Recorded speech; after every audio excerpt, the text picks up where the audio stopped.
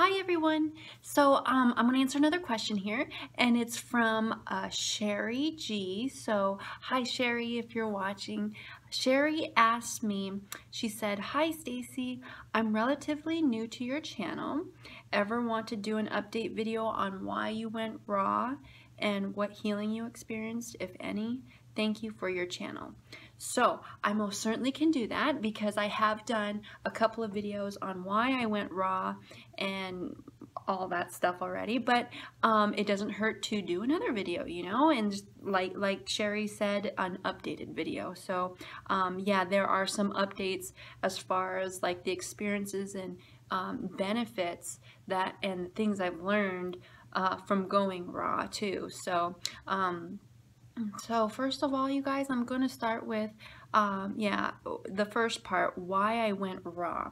So I went raw vegan, fully raw vegan. I went raw vegan, low fat raw vegan, overnight. And it was in August 2013 when I did.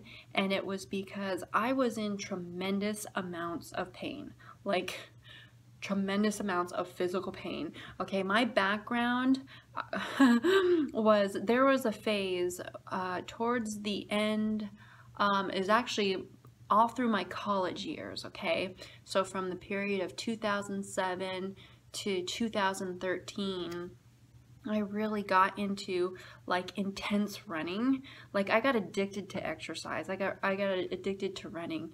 And being up here in Alaska, that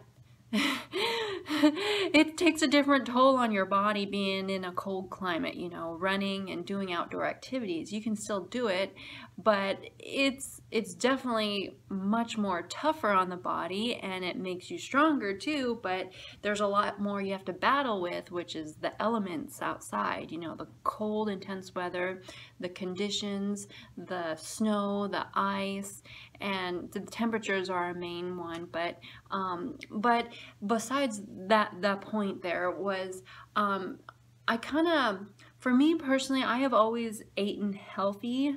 I know growing up and everything, and I have always had mom's home cooked meals and everything. Of course, I grew up on meat, dairy, and animal products, you know, processed foods, but a lot of not really going like fast food a whole lot.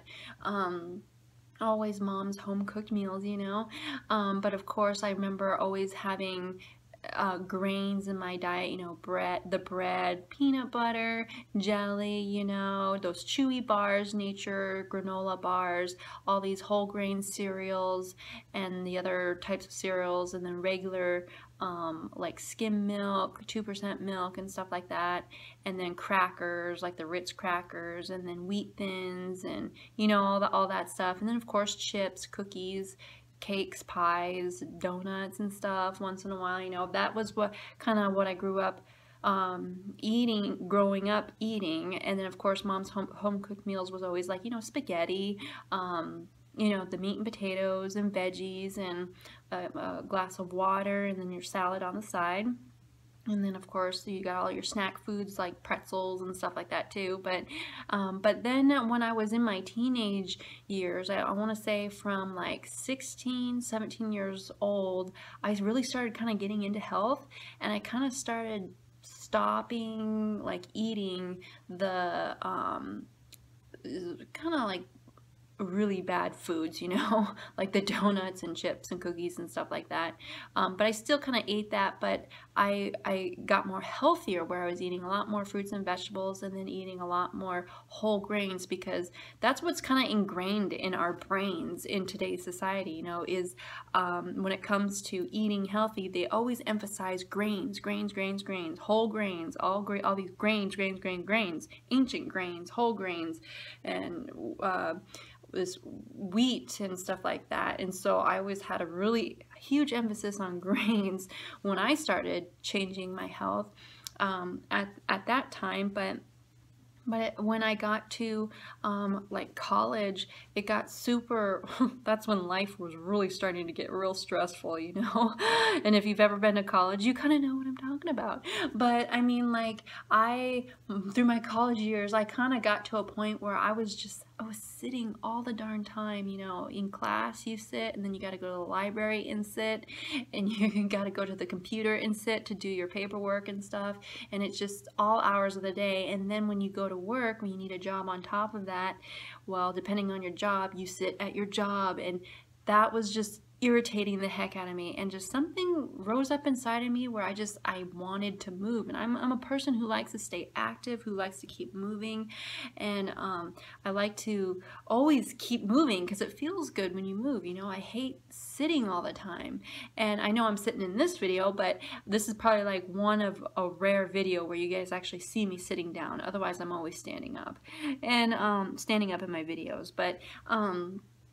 But I mean, like, I'm a very active person, and I like to keep moving, you know. It feels good to move. But through my college years, I got in a really stressful, very stressful stage, and I just, between work and school and then wanting to really take care of myself, things just got so stressful. I mean, it got so stressful, and then on top of it, I was wanting to move out of Alaska, but things just weren't kind of really right at that time too. And then I just did a huge downward spiral, and I got super depressed and just super, like, stressed out so much to the point where it really stopped me from eating. I was so busy and everything, so busy trying to do everything and get everything done, you know, and it really led to started affecting my eating habits. And I was trying to eat healthier, but at that time I didn't know about raw veganism at all. So I mean, but it just kind of really stopped my eating, and I kind of stopped eating most of the day, and kind of all I had, like, during the day was like one banana and one apple. But what rose up inside of me was like, I had to go for a run. I couldn't miss a day of running.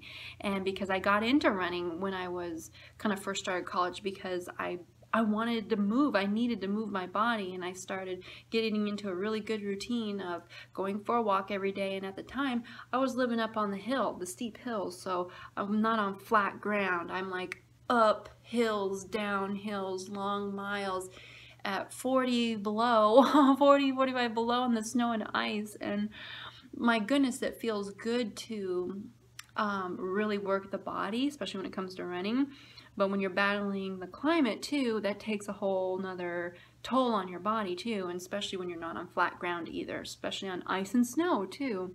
And so I remember I've always got into a really big, heavy routine of like not missing a day of running, because I got to the point where, you know, where they say a body at rest stays at rest, and a body in motion stays in motion. Well, I was in motion a lot, like heavy motion, and I could not slow down. It was staying in motion. Like, I got so conditioned to doing so much exercise that I couldn't get myself to take a rest day.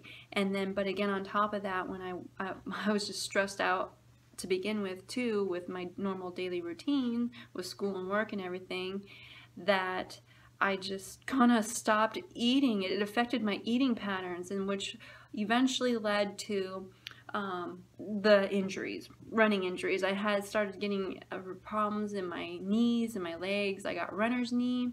And then later on down the road, I was starting to get other tendon problems and muscle problems and stuff, and that was because of a lack of nutrition. That just stressed out, not enough rest, and just pushing myself too much, and then a lack of nutrition. But I didn't know at the time. And again, I was so stressed out, and it just affected all areas of my life. And then eventually, when I finally finished college, it was starting to affect my everyday life, where I was barely making it through school, which was really odd because I'm a person who is so neat and tidy and organized and on the ball with everything, and I just like fell apart. Like, I was getting very depressed, and I was just, whoa, what was happening? And it was just a big downward spiral, and I finished college barely.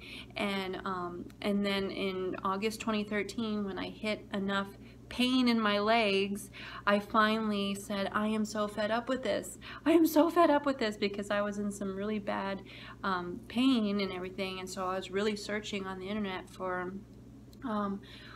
how to heal the body the best way possible, the fastest way possible. And that's where I came across an article that talked about veganism. Actually, not veganism, it talked about raw veganism. And it talked about how the best way to heal your body when it's at rest, when it's injured, is you would emphasize fruits and vegetables raw very heavily, because that's where the healing comes. And so I'm like, what? Okay. And then I typed in raw vegan, and then I was finding all these YouTube links, you know, to raw veganism. And that's when I found Freely the Banana Girl. And at that time, Freely the Banana Girl and Durian Rider, they were raw. That was kind of when they were kind of really getting going. And then I found her first, and she inspired me so much, and seeing how much you can eat and you're satisfied, and your body's healthy, and your body's healthy. You don't have to do crazy amounts of exercise just to stay, just to have good health or anything. And then I was learning so much, and then I found Fully Raw Christina, and then so those were the two people that I came across first. And then eventually TannyRaw came on board, and then eventually I was finding tons of other, like Fruitandstrength, Loren Lockman, Dr. Robert Morse, John Rose, and Victoria RawVegan, and then there's Fruitandstrength, Mike Staci, I think, with Fruitandstrength, and all these people who are raw, and I just got hooked. And then eventually I started my own YouTube channel, because I was starting to get benefits too when I went raw. And like I said, I went raw vegan overnight because I was so fed up with the pain I was feeling inside. And I'm like, this has got to stop. This has got to stop, because nothing is changing, and I just hit my roadblock, you know.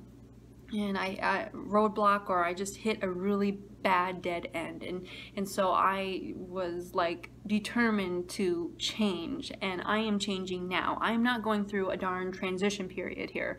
I am changing now because I need to change now. And so and ever since then, I have never looked back, and I have been raw ever since. And there's been so much healing since then. Oh my gosh, the healing has been absolutely phenomenal. And actually, you know what, you guys, that will be in part 2, because this video's gone on long enough, and I'm sure you guys are tired of hearing me babble, so I will shut my mouth now. And I'll see you guys next video for the second part of Sherri's question, okay? So remember to love being raw, you guys. Put a big old smile on your face today. I hope I did that for you, and I'll see you next video, okay? Bye, guys.